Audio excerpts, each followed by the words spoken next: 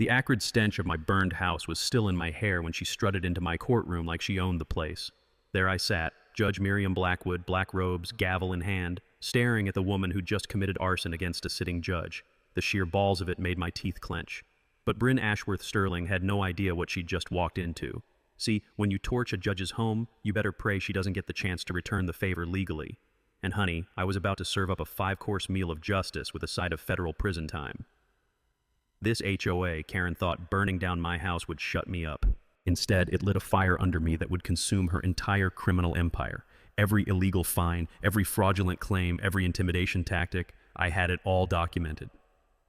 What would you do if your destroyer just handed themselves to you on a silver legal platter? Where are you watching from? Because this revenge gets brutal. 6 months before my house became a crime scene, I was Judge Miriam Blackwood, respected, feared by criminals, and completely shattered. I just buried Harold after watching cancer devour him piece by piece. 28 years of marriage, gone. Our 1940s craftsman home in Pinewood Estates felt like a mausoleum. Pinewood used to be where blue-collar families raised kids and retired teachers tended flower gardens. Then the money moved in. Suddenly, modest ranch homes were getting torn down for McMansions with 3-car garages and wine cellars.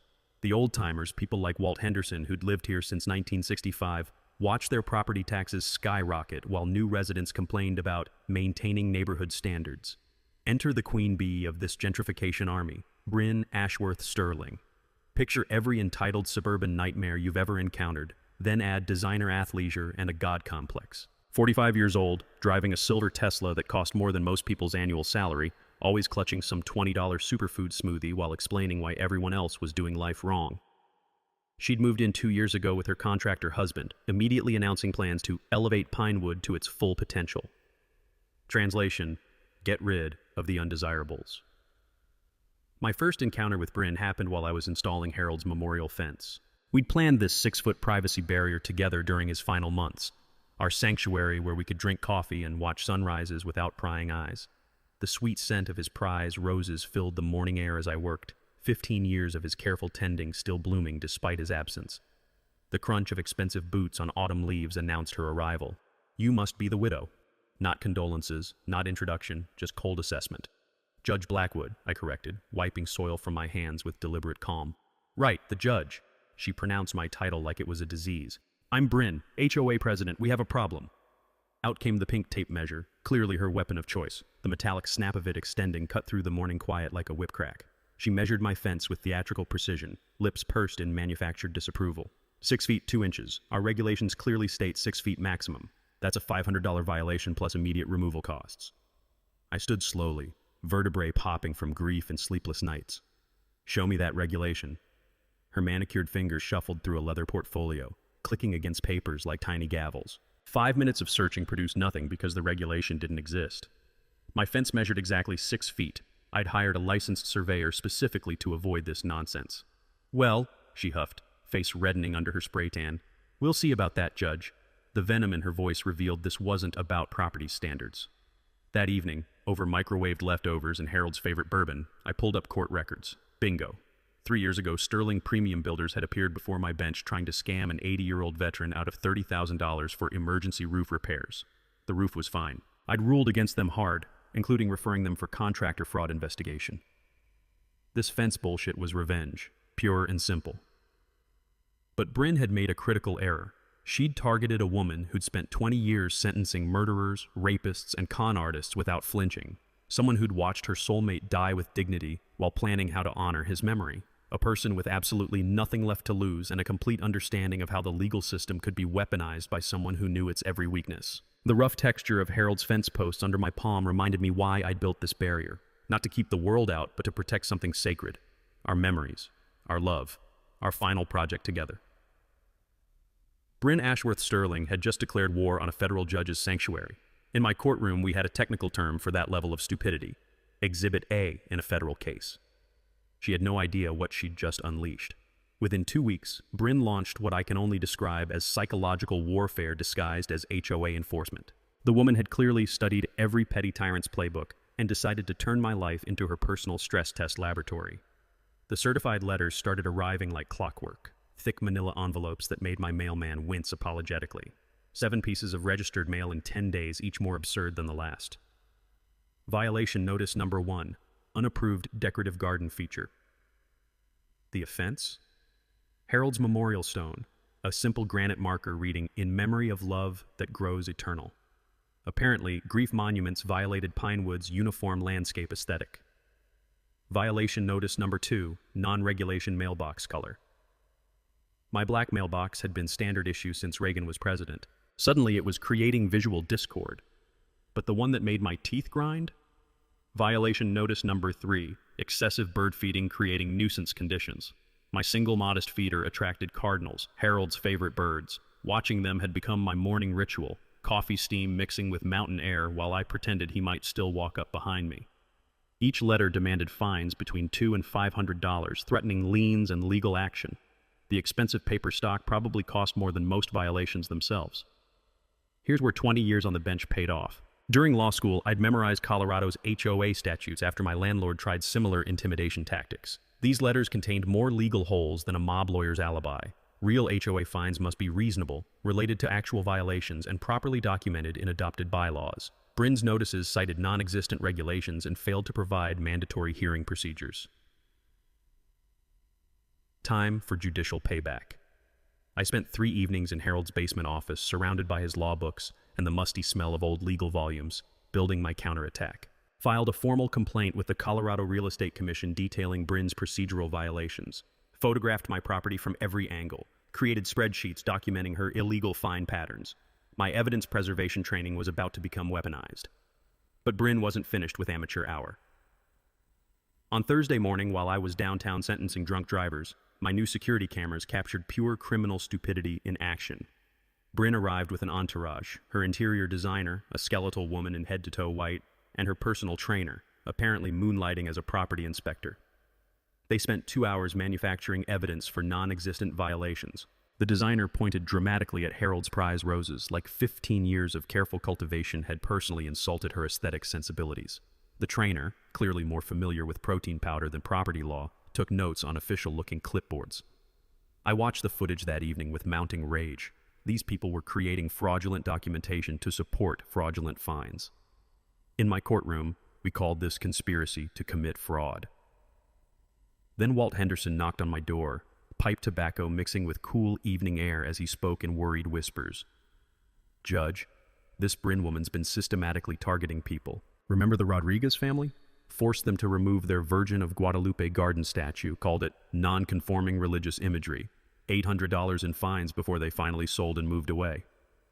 My judicial instincts kicked in. What else? Single mom down the street got fined for her kids' chalk art on their own driveway. Said it was defacing common area aesthetics. We're talking about rainbows and hopscotch squares, Judge. The pattern crystallized like evidence falling into place during closing arguments. Brin wasn't just targeting me. She was running a systematic harassment campaign against anyone who didn't fit her suburban master race fantasy. Hispanic families, single mothers, elderly residents on fixed incomes, and now a widowed judge who'd previously ruled against her husband's contractor scams. This was discrimination wrapped in HOA bureaucracy, backed by fraudulent documentation and illegal fine structures. I'd stumbled into the middle of a much larger criminal enterprise that made my fence dispute look like jaywalking. The scratching sound of my pen documenting these revelations filled Harold's quiet office. He'd always said good legal strategy was like surgery, precise, methodical, and devastatingly effective when executed properly. I was about to perform major surgery on Brin Ashworth Sterling's little kingdom of petty tyranny. She'd made the classic mistake of targeting someone who understood exactly how to dismantle her operation piece by piece, using the same legal system she'd been bastardizing for her personal vendettas. Harold used to joke that judges were just referees with law degrees and permanent attitudes. Time to show this HOA Karen what happens when you pick a fight with someone who writes the rules of engagement for a living. Brin's next move crossed the line from harassment into felony territory. The woman had apparently decided that if manufactured violations weren't working, actual breaking and entering might send a stronger message. She struck while I was downtown sentencing a wife-beater to 18 months. My security cameras captured every criminal second of her emergency property inspection, a legal authority that existed only in her delusional imagination. There she was, bold as brass in designer yoga pants, strutting through my backyard like she'd bought the deed. pink tape measure in hand, photographing everything from angles that would embarrass a paparazzi stalker. The audacity peaked when she pressed her face against my kitchen window, shading her eyes to peer inside at Harold's coffee mug still sitting on the counter, the one I couldn't bring myself to wash. But Bryn's criminal stupidity reached new heights when she deliberately left my back gate wide open. Not accidentally, deliberately. The security footage showed her yanking it open, checking to make sure the latch wouldn't catch, then walking away with a satisfied smirk. When I arrived home that evening, bone-tired from listening to domestic violence testimony, I found my sanctuary violated, and my worst nightmare realized: Gavel was missing. This 14-year-old tabby wasn't just a pet. He was Harold's final gift to me, rescued from the courthouse parking lot during a thunderstorm 3 years ago. The cat who'd sat on Harold's lap during chemo treatments, purring comfort into his pain. My last living connection to 28 years of marriage. The panic hit like a physical blow. I spent 3 days searching, my voice hoarse from calling his name through every alley and storm drain in a 6-block radius.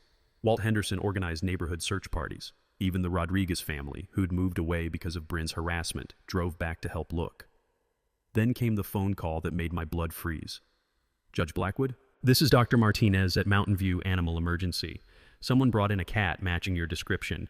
He's in pretty bad shape."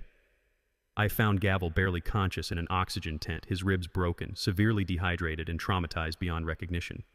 $800 in emergency surgery later, the vet delivered news that made my hands shake with rage. These injuries are consistent with being chased by machinery. High-powered leaf blowers, maybe lawn equipment. The stress alone nearly killed him.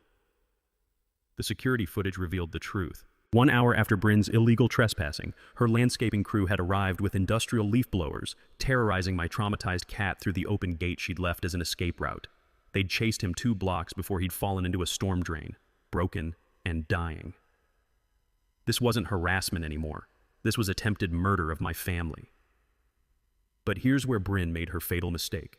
She'd just committed multiple felonies against a sitting judge who understood exactly how to weaponize the legal system for maximum destruction.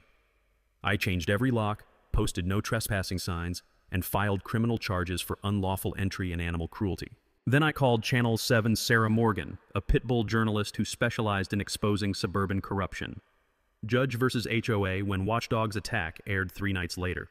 Sarah's investigation revealed Bryn's systematic targeting of minority and elderly residents, complete with security footage of her criminal trespassing and the landscaping crew's attack on Gavel. The community response was nuclear. Donation offers poured in, not just for vet bills, but for legal fees to destroy that psychotic HOA witch. Had justice for Gavel exploded across social media. 3 law firms offered pro bono services. The Colorado Attorney General's office called to discuss civil rights violations. Most beautifully, 5 more families came forward with similar horror stories. Elderly Mrs. Morgan, forced to remove her late husband's memorial garden. The Johnson family, fined into bankruptcy for their disabled son's wheelchair ramp. A pattern of targeting anyone who didn't fit Bryn's vision of suburban perfection. But the real game changer came during my research into Colorado's property protection laws. Buried in the statutes, I'd found a beautiful piece of legal ammunition. Unlawful entry with intent to intimidate carried the same penalties as burglary. Plus, animal cruelty charges could be stacked with conspiracy if multiple people were involved. Bryn's landscaping crew hadn't just committed one crime. They'd created a federal RICO predicate. That evening, Gavel finally purred against my chest for the first time since the attack. The sound mixed with the quiet hum of my new security system and the distant click of my keyboard as I drafted criminal complaints that would end Bryn's reign of terror permanently. Harold used to say that judges were just referees with permanent authority and long memories. Time to show this suburban terrorist what happens when you torture a federal judge's family.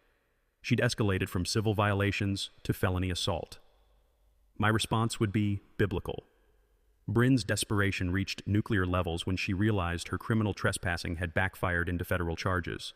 So naturally, she decided to destroy my career before I could destroy hers. The complaint hit my desk via certified mail on Tuesday morning, official Colorado Judicial Discipline Commission letterhead that made my coffee taste like ash. Bryn's allegations read like fiction. Judge Blackwood abuses judicial authority to intimidate law-abiding homeowners, weaponizing the legal system for personal vendettas that threaten community safety. The supporting evidence was criminal in its creativity. Doctored photographs showing my memorial garden as some kind of neighborhood blight, falsified witness statements from her designer and trainer claiming I'd threatened them, and timestamps that would make a CSI tech weep with laughter. But Bryn's nuclear option? She'd leaked everything to political blogs that opposed my previous environmental rulings. Within hours, I was trending as liberal judge terrorizes patriotic HOA. Comment sections exploded with keyboard warriors demanding my impeachment, disbarment, and creative suggestions about what should happen to activist judges who hate America. For 72 hours, I watched 20 years of judicial service get shredded by people who couldn't spell jurisprudence, but somehow understood constitutional law better than federal judges. Then my salvation arrived in the form of a silver-haired woman carrying homemade cookies. Patricia Pat Donnelly looked like everyone's retired librarian. Sensible cardigan, orthopedic shoes, hands that trembled slightly with age. What she didn't look like was a 25-year FBI veteran who'd specialized in financial crimes and had apparently been conducting surveillance on Bryn for weeks. "Judge, I think you should see this," she said, settling into Harold's chair with the calm confidence of someone used to delivering life-changing news. Pat spread photographs across my kitchen table like playing cards in a high-stakes game. Meet Bethany Sterling of Phoenix, Arizona. 3 insurance claims in 2 years, mysterious flood, convenient electrical fire, and miraculous vandalism. $400,000 in payouts. Disappeared right before the grand jury convened. My judicial training kicked in, recognizing patterns like DNA evidence. She's done this before. Textbook operation. Target established neighborhoods, create conflicts to justify claims, vanish before investigations conclude. Pat's FBI instincts were surgical sharp despite retirement. But here's the beautiful part. She filed her current homeowner's application under false identity. That's federal mail fraud. The documents Pat produced made my prosecutor's heart sing. Bryn's current policy valued her $800,000 house at $2.8 million. Her application contained lies about previous claims, identity changes, and financial history that would make federal prosecutors weep with joy. "She's not harassing you because of old grudges," Pat continued, organizing evidence with professional precision. "You're the distraction. Keep everyone focused on HOA drama while she embezzles association funds and sets up the next accidental fire." The revelation hit like a judicial gavel to the skull. This wasn't personal revenge. It was criminal misdirection. While I'd been fighting fence violations, Bryn had been draining HOA emergency funds and preparing insurance fraud that would devastate the entire community. Pat handed me a manila folder thick enough to choke a defense attorney. Sterling Premium Builders filed bankruptcy last month. Colorado suspended their license for tax evasion. The HOA presidency was never about neighborhood control. It was about accessing community funds for personal use. My harassment wasn't random targeting. It was professional distraction, keeping a federal judge busy with petty disputes while she systematically robbed our community blind. But Pat's final revelation made my blood freeze. She's already filed preliminary insurance claims for developing structural issues and increasing neighborhood safety concerns. Your house isn't just a target, Judge. It's scheduled to be evidence in her next insurance scam. That evening, I sat surrounded by evidence that transformed my personal nightmare into a federal RICO case. Bank records showing $340,000 missing from HOA emergency funds, insurance applications containing enough lies to trigger perjury charges, a pattern of targeting minorities and elderly residents that screamed civil rights violations. Bryn hadn't picked me because I'd ruled against her husband. She'd chosen me because terrorizing a federal judge created perfect cover for systematic theft and fraud preparation.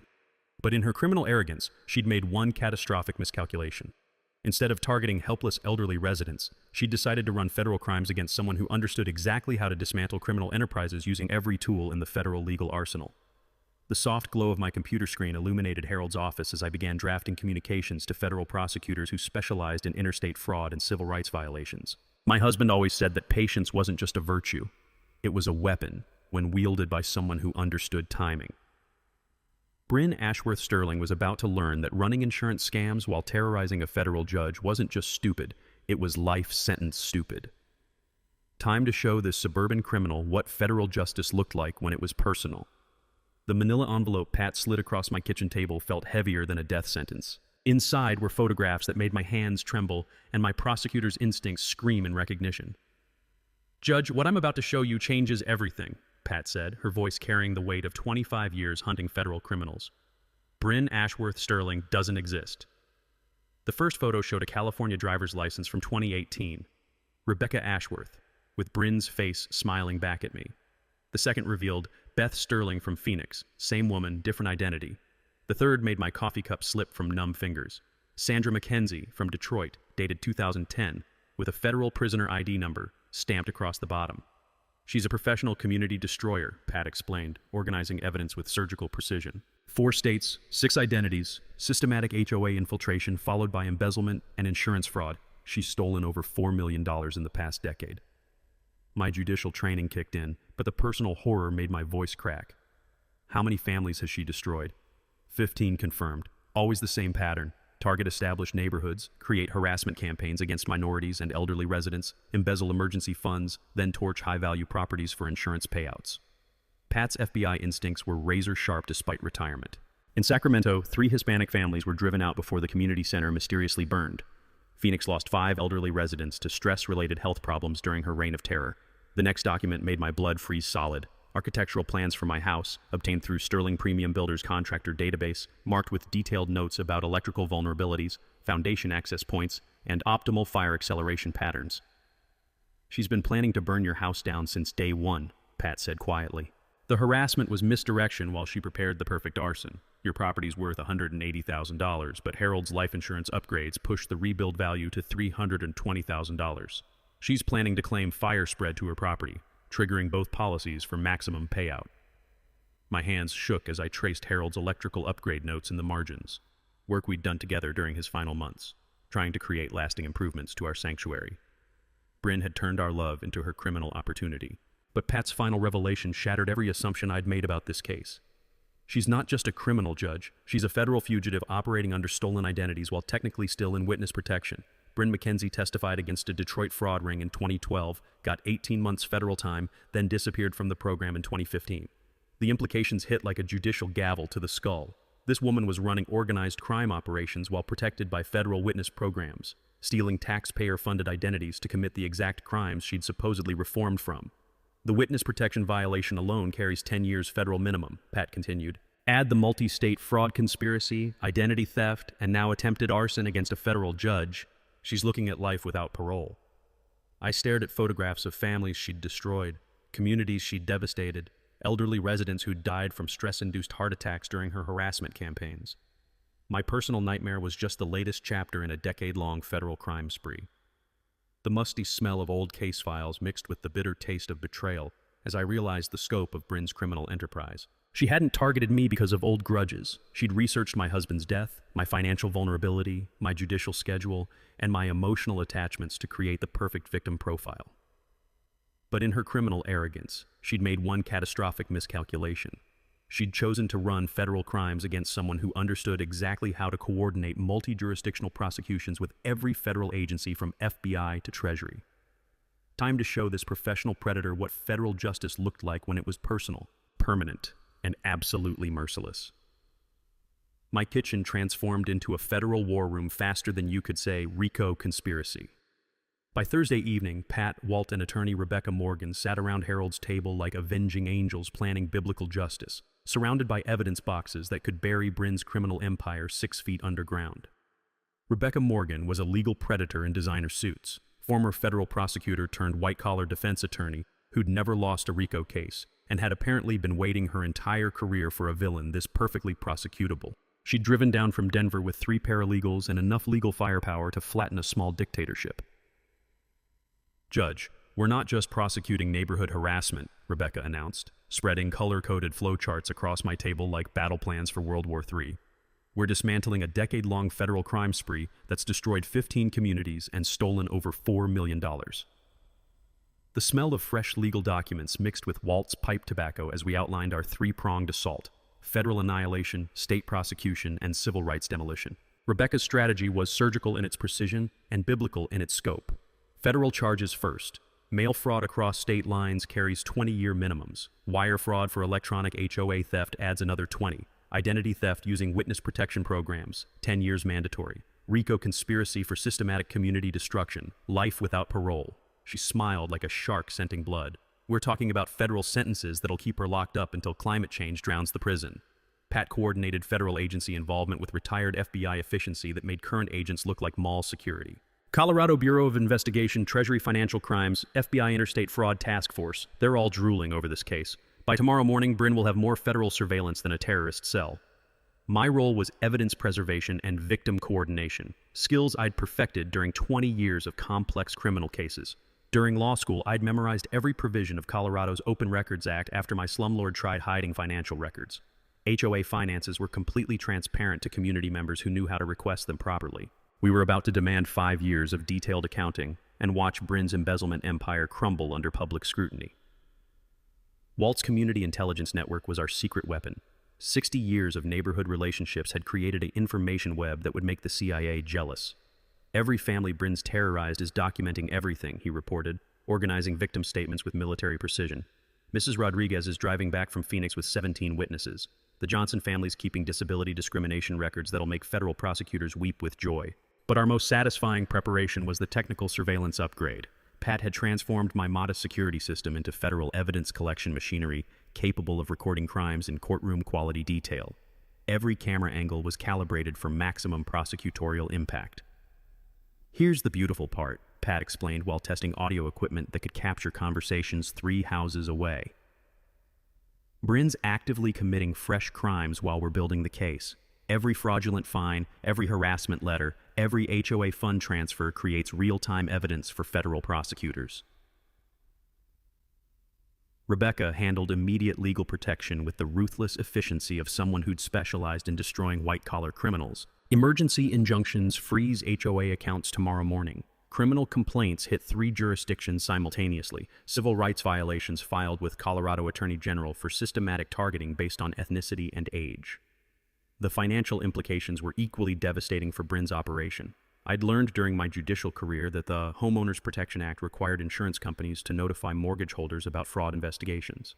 Bryn's insurance scams would trigger audits of every Pinewood policy, potentially saving neighbors hundreds of thousands in premium increases while destroying her credibility with every insurance company in America.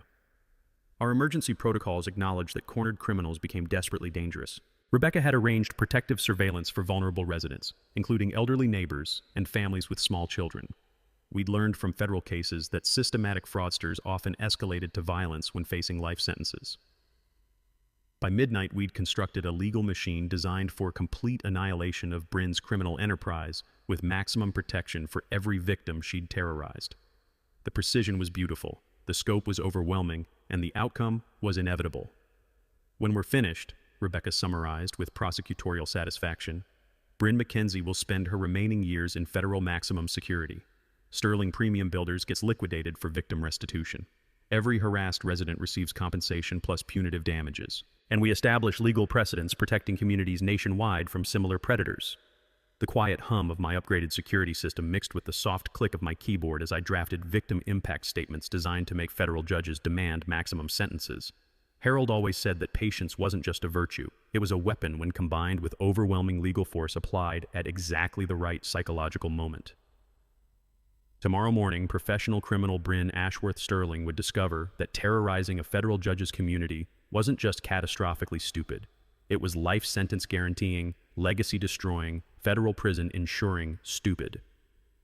Time to execute justice with extreme legal prejudice.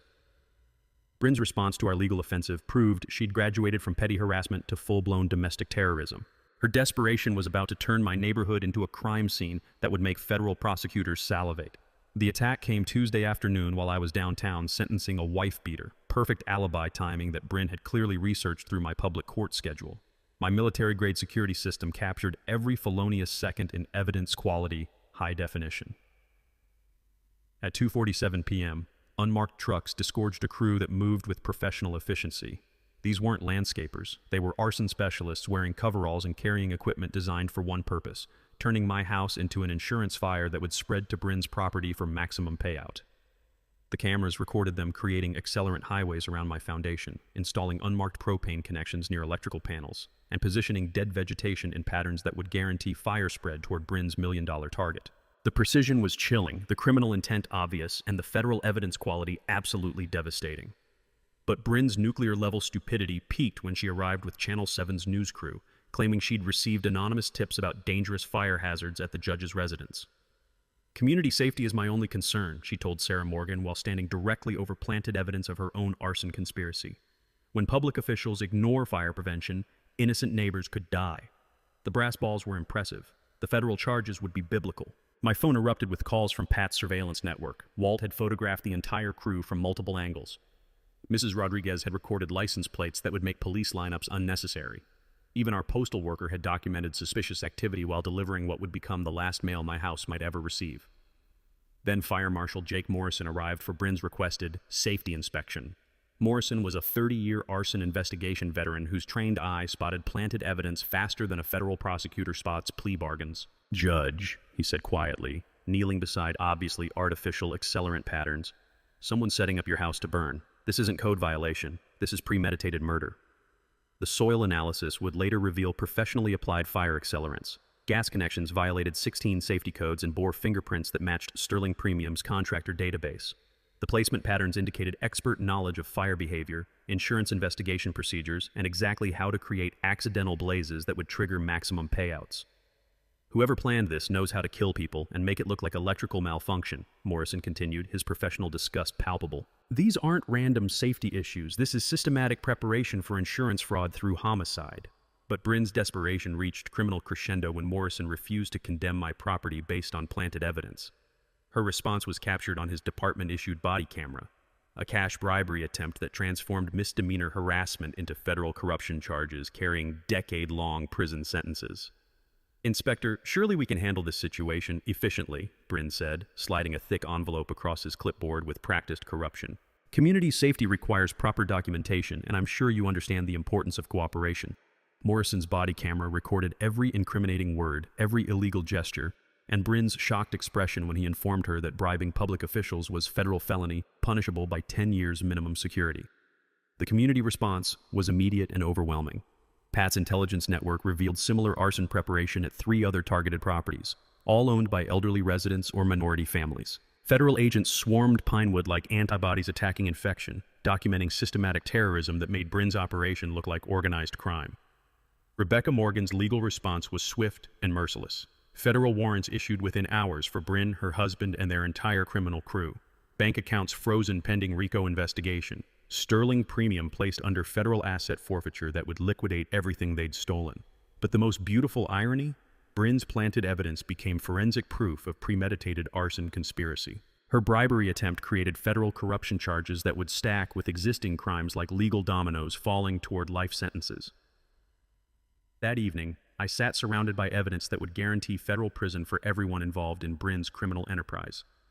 The acrid smell of planted accelerant still hung in the air, but it no longer smelled like destruction. It smelled like justice being prepared with federal precision. My hands shook as I realized how close I'd come to dying in Harold's house, surrounded by memories of our life together, while Bryn collected insurance money on my corpse. The woman hadn't just planned theft. She'd planned murder disguised as accident. But her criminal overconfidence had destroyed her own operation. Every planted accelerant became federal evidence. Every bribery attempt created additional felony charges. Every witness she'd tried to silence was now cooperating with federal prosecutors who specialized in maximum sentences. The soft hum of federal surveillance equipment mixed with distant sounds of law enforcement agencies coordinating dawn raids that would end Bryn's reign of terror permanently. Harold always said that justice delayed wasn't justice denied. Sometimes it was justice being sharpened to lethal precision. Tomorrow morning, domestic terrorist Bryn Ashworth Sterling would discover that attempting to murder a federal judge carried consequences she'd never imagined. The explosion at 3:17 a.m. ripped me from dreams of Harold into a nightmare that would haunt Bryn Ashworth Sterling for the rest of her federal prison sentence. I was sleeping in Walt's guest room, my own house no longer safe after yesterday's arson preparation, when the blast shook windows 3 blocks away. Through Walt's bedroom window, I watched 28 years of memories erupt into flames that turned night into hellish orange daylight. Harold's house, our sanctuary, the kitchen where we'd planned our retirement, the bedroom where I'd held him during his final nights, the memorial garden where his ashes were scattered among roses he'd tended for 15 years, all of it disappearing into smoke and federal evidence. The fire was so intense that Denver Fire had to establish a 3-block perimeter. Professional arsonists had turned my home into a controlled demolition disguised as electrical malfunction, using techniques that guaranteed maximum destruction and optimal insurance timing. But Bryn's criminal overconfidence had just created the most beautiful trap in federal prosecution history. I stood on Walt's porch in Harold's old bathrobe, watching our life burn while federal arson investigator Marcus Webb coordinated a crime scene that looked like domestic terrorism. "Judge, this wasn't random," he said grimly, thermal imaging revealing accelerant patterns that formed perfect fire highways. Someone wanted you dead and wanted it to look accidental. The evidence was overwhelming and perfectly preserved. My security system had survived in fireproof housing, capturing every criminal second.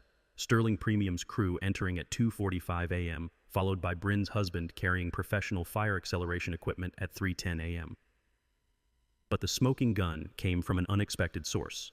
Insurance investigator Jennifer Park discovered that Bryn had filed preliminary damage claims for fire spreading from neighboring property at 2:30 a.m., 47 minutes before my house was actually ignited. She submitted paperwork claiming her house would suffer fire damage before your house was even burning. Park explained with prosecutorial satisfaction. That's not prediction. That's documentary evidence of premeditated murder. The community response was immediate and overwhelming. Neighbors appeared with coffee, blankets, and righteous fury that made federal agents take notes. Mrs. Rodriguez grabbed my hands with tears streaming. Mija, she tried to kill you. We all saw her planning this murder. Then came the moment that would live forever in federal prosecution legend. Bryn actually showed up at the fire scene. The woman appeared in designer athleisure and full makeup at 4:30 a.m., expressing deep community concern to news cameras while standing 50 feet from the house she just had torched. Her performance was Academy Award caliber in its complete sociopathic detachment from reality. This tragic accident reinforces why our HOA must maintain strict safety standards, she told Channel 7 with theatrical grief. Judge Blackwood's resistance to proper inspections may have contributed to this devastating loss of life. What she didn't realize was that FBI agents were recording every word for her eventual murder trial, while federal marshals were already preparing dawn arrest warrants based on evidence so overwhelming that plea bargains were mathematically impossible. The financial investigation revealed criminal genius wrapped in homicidal stupidity. Bryn had embezzled $340,000 from HOA funds to finance professional arson. Her insurance policy valued her house at $2.8 million, despite purchasing it for $800,000. The spreading fire damage she'd pre-filed would have triggered payouts exceeding some countries' annual budgets. But federal prosecutors had been monitoring every transaction since Pat's investigation began. Bank records showed payments to known arsonists. Cell phone data placed both criminals at the scene during ignition. Insurance applications contained enough lies to guarantee perjury convictions in all 50 states. Rebecca Morgan's response was swift and biblical. Federal marshals arrested both Ashworth Sterlings during dawn raids broadcast live on national television. Assets seized under RICO forfeiture would compensate victims from 4 states. Sterling Premium was liquidated faster than evidence in a shredder. The charges were life sentence beautiful. Attempted murder of a federal judge, first-degree arson, insurance fraud across multiple jurisdictions, money laundering, criminal conspiracy, and RICO violations that would keep them locked up until archaeologists discovered their skeletons. That evening, I sat in Walt's kitchen, surrounded by federal agents who'd traveled from multiple states to coordinate the largest HOA fraud prosecution in American history. The smoke smell still clung to my clothes, but it no longer smelled like destruction. It smelled like justice being prepared at maximum temperature. My house was gone, but Harold's memory lived in the community that had protected me when his sanctuary couldn't. Bryn had tried to murder me in my sleep and ended up creating federal evidence that would keep her locked away until the sun burned out. The soft sound of handcuffs clicking on news footage felt like Harold whispering approval from whatever legal afterlife judges inhabit. Some battles were worth losing everything to win permanently. Tomorrow, domestic terrorist Bryn Ashworth Sterling would discover that attempting to murder a federal judge carried consequences that lasted longer than life sentences. 7 days after my house became a crime scene, Bryn Ashworth Sterling walked into my courtroom in federal custody, orange jumpsuit replacing designer athleisure, facing charges that would keep her locked up until archaeologists discovered her remains. The irony was so perfect it felt like Harold had orchestrated it from the afterlife. My courtroom was packed beyond capacity, standing room only with overflow crowds watching live streams outside. Federal marshals, FBI agents, insurance investigators, and prosecutors from 4 states filled the gallery like an army of justice preparing for biblical warfare. Channel 7 had cameras positioned for maximum dramatic impact. The Colorado Attorney General sat in the front row taking notes for civil rights legislation. Most beautifully, 17 families Bryn had terrorized were present as witnesses, including Mrs. Rodriguez, the Johnson family with their disabled son, and elderly residents who'd been driven from their homes by her systematic harassment campaigns.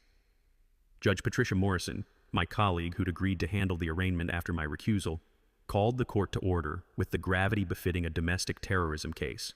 The people of Colorado versus Bryn McKenzie, also known as Bethany Sterling, also known as Rebecca Ashworth, also known as Sandra Mitchell. The list of false identities took 30 seconds to read. The criminal charges took 4 minutes. Attempted murder of a federal judge, first-degree arson, insurance fraud across multiple states, money laundering, criminal conspiracy, RICO violations, identity theft, witness protection fraud, and systematic civil rights violations. Bryn's attorney, a public defender who'd clearly drawn the shortest straw in legal history, requested reasonable bond based on her community ties and lack of flight risk. Federal prosecutor Amanda Stevens stood with the satisfaction of someone holding royal flushes in a poker game. Your Honor, the defendant has operated under 6 false identities across 4 states while stealing over $4 million and destroying 15 communities. She attempted to murder a sitting federal judge by burning down her house, then appeared on television claiming the victim had caused her own near-death experience. The gallery murmured with righteous anger that made federal marshals shift nervously. But the moment that would be replayed on legal documentaries for decades came when Bryn made the catastrophic decision to address the court directly. Your Honor, she said, turning toward me with the unbroken arrogance of a sociopath who still didn't understand the scope of her destruction. Judge Blackwood has used her position to orchestrate a vendetta against law-abiding homeowners. She's weaponized the federal government against citizens exercising legitimate HOA authority.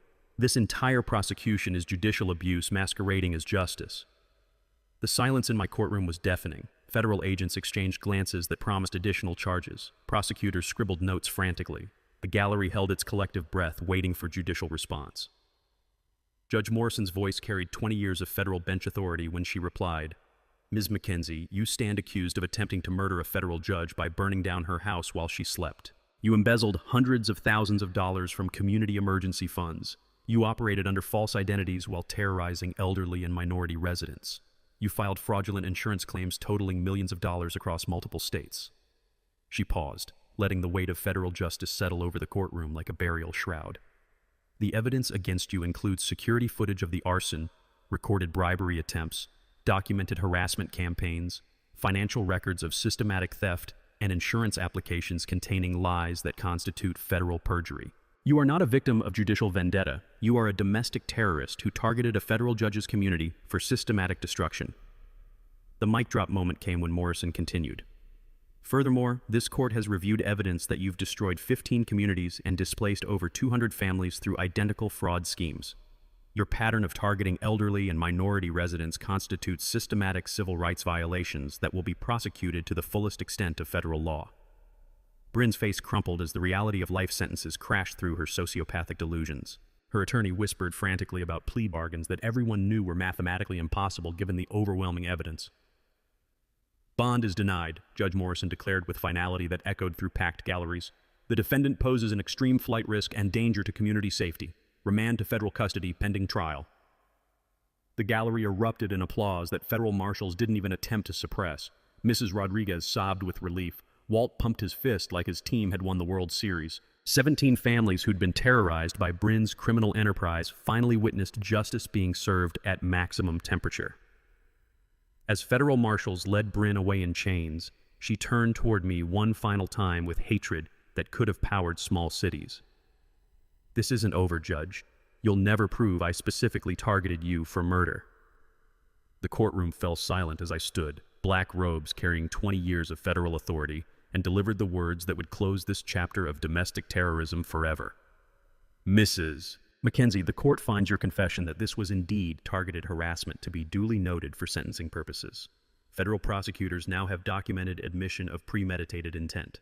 Thank you for eliminating any remaining reasonable doubt. The sound of justice being served echoed through my courtroom like Harold's final approval.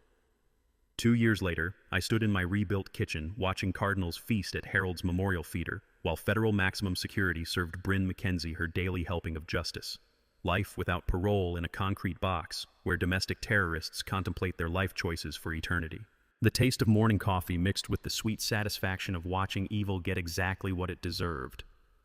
The criminal trials had been prosecutors' dreams and defense attorneys' nightmares. Federal juries took 3 hours and 47 minutes to convict both Ashworth Sterlings on all counts. Apparently, they'd needed time for lunch.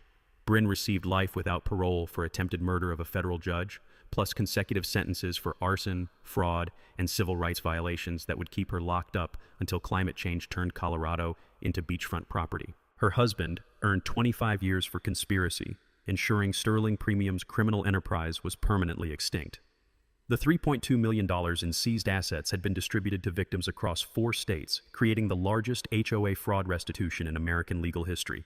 Every targeted family received compensation plus punitive damages that established legal precedents protecting communities nationwide from future predators. But the real victory lived in Pinewood's transformation from terrorized kingdom to model community that law schools now studied. Walt Henderson reigned as unanimously elected HOA president, implementing transparency measures that made embezzlement impossible and resident protections guaranteeing due process for future disputes. Our reformed bylaws required community approval for fines over $50, monthly financial reports published online, and mandatory mediation before legal action. Most beautifully, systematic targeting based on ethnicity, age, or economic status was explicitly prohibited with automatic removal for violating board members. The ripple effects had spread like wildfire through American suburbs. Colorado's Pinewood Protection Act required HOA financial transparency, limited fine authority, and established state oversight for communities with systematic complaint patterns. 15 other states adopted similar legislation, protecting millions from future Bryn Mackenzies, while their inspiration rotted in federal prison. The Judge Harold Blackwood Memorial Scholarship had grown beyond our wildest dreams. Documentary rights, book sales, and donations from grateful communities had raised $750,000, supporting first-generation college students studying community law and civil rights. This year's star recipient was Maria Rodriguez, daughter of the family Bryn had terrorized, now heading to Harvard Law with dreams of protecting vulnerable communities nationwide. Our annual Pinewood Justice Festival drew thousands celebrating community triumph over individual evil. Local vendors donated proceeds to legal defense funds helping other neighborhoods fight corruption. Walt's Bluegrass Band headlined, while Pat Donnelly ran packed workshops on financial crime investigation that had helped residents in 47 states identify and prosecute HOA fraud. The festival combined celebration with education through our Community Resource Center, helping neighborhoods recognize harassment patterns, document financial crimes, and coordinate federal investigations. 41 copycat criminals had been arrested using our model, saving thousands of families from Bryn's fate. My judicial career had earned national recognition for maintaining ethics under extreme pressure, leading to speaking engagements at law schools about protecting community rights while preserving judicial integrity. The American Bar Association created the Blackwood Award, recognizing judges who demonstrated courage defending civil rights against systematic oppression. But personal victory meant more than professional recognition. Gavel had recovered completely, now ruling our rebuilt sanctuary with feline authority that would intimidate federal marshals. The memorial garden bloomed more magnificently than ever. Harold's roses thriving in soil enriched by community love and protected by security, ensuring no future terrorism. This evening, golden sunset streamed through new windows as I reviewed scholarship applications while Gavel supervised from his throne. Outside, Pat tended her victory garden. Walt taught neighborhood children harmonica, and families gathered for conversations that Bryn's reign of terror had once made impossible. The gentle sound of children's laughter had replaced sirens and confrontation, proving justice wasn't just punishment. It was protection, healing, and hope for futures free from suburban predators. Here's my message for anyone battling HOA nightmares or petty tyrants with measuring tapes. Document everything, organize your neighbors, and remember that bullies only win when good people stay silent. Your horror story could become someone else's salvation. Drop a comment sharing your own HOA nightmare. You're definitely not alone in fighting these suburban dictators, and smash that subscribe button for HOA stories because next week we're destroying the tax assessor who tried stealing an entire neighborhood for personal profit. That revenge was equally biblical and the federal charges were absolutely beautiful. Together we're building communities where justice wins and criminals lose permanently. That's a wrap for today's episode on HOA Stories. If you enjoyed watching Karma in action, smash that like button, comment your thoughts, and let us know if you've dealt with HOA madness too. Subscribe so you won't miss the next HOA meltdown we post.